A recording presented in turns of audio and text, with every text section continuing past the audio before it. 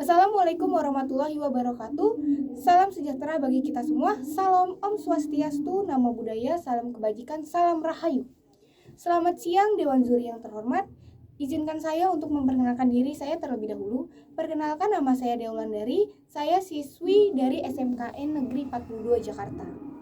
Setelah saya menyimak argumen yang dibawakan di dalam video tersebut, sekilas argumen yang dibawakan terdengar sangat solutif untuk mengatasi masalah biaya kuliah di Indonesia. Di dalam video membawa narasi seolah-olah student loan adalah pintu ajaib yang akan membuka akses pendidikan tinggi bagi semua orang. Tapi tunggu dulu, mari kita lihat lebih dalam apa yang ditawarkan di video sebenarnya bukanlah solusi berkelanjutan, melainkan sebuah bom waktu finansial bagi generasi muda kita. Oleh karena itu, saya berdiri di sini dengan tegas menolak mosi ini. Di dalam video berargumen bahwa dengan adanya student loan, mahasiswa dari keluarga kurang mampu bisa langsung kuliah dan membayarnya nanti setelah mereka sukses bekerja. Pertanyaannya, apakah argumen di dalam video tersebut bisa menjamin lapangan kerja di Indonesia langsung tersedia begitu mereka lulus? Mari kita berbicara mengenai realitasnya. Bukan sekedar teori di atas kertas, di Indonesia angka pengangguran terdidik masih sangat banyak. Banyak sarjana yang butuh waktu berbulan-bulan, bahkan tahunan, hanya untuk mendapatkan pekerjaan pertama mereka.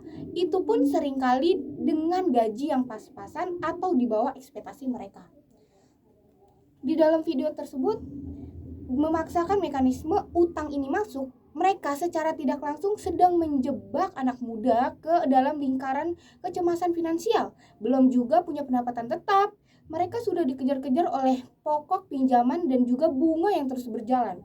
Ini bukan membuka akses, ini namanya memindahkan beban negara ke pundak mahasiswa.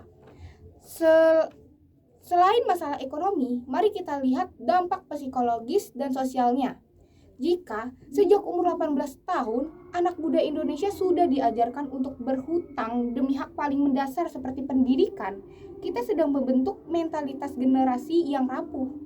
Mahasiswa yang lulus dengan beban puluhan atau ratusan juta rupiah tidak akan lagi berpikir tentang bagaimana cara berinovasi, mengabdi pada masyarakat, atau membuka lapangan kerja baru.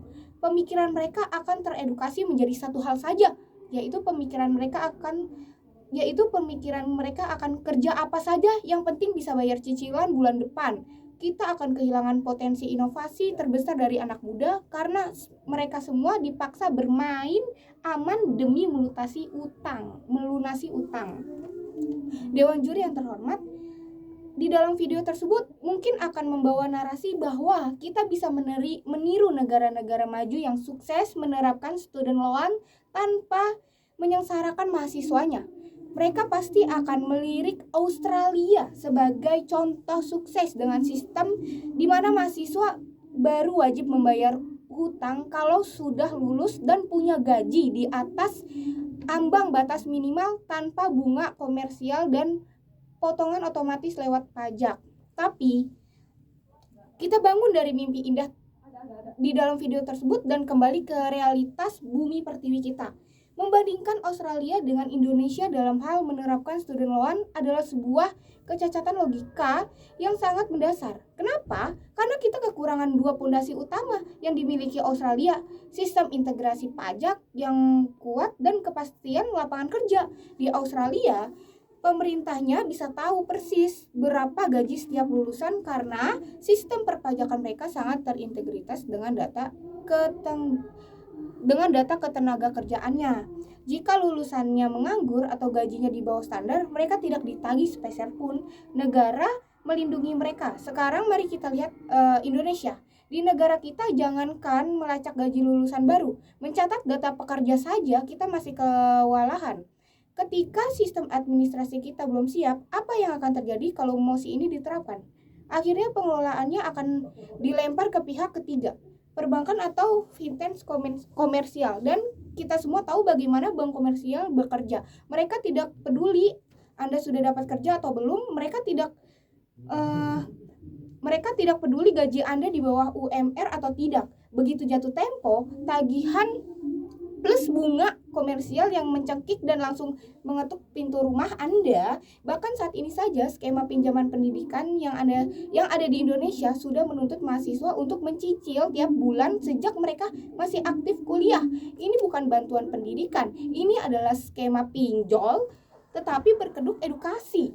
Jadi Dewan Juri, jangan biarkan tim pro menjebak kita dengan komparasi negara maju yang tidak realistis. Selama struktur ekonomi kita belum mampu melacak pendapatan setiap warga secara akurat, menghadapi studi loan di Indonesia hanyalah sebuah eksperimen berbahaya yang mengorbankan masa depan finansial generasi muda kita.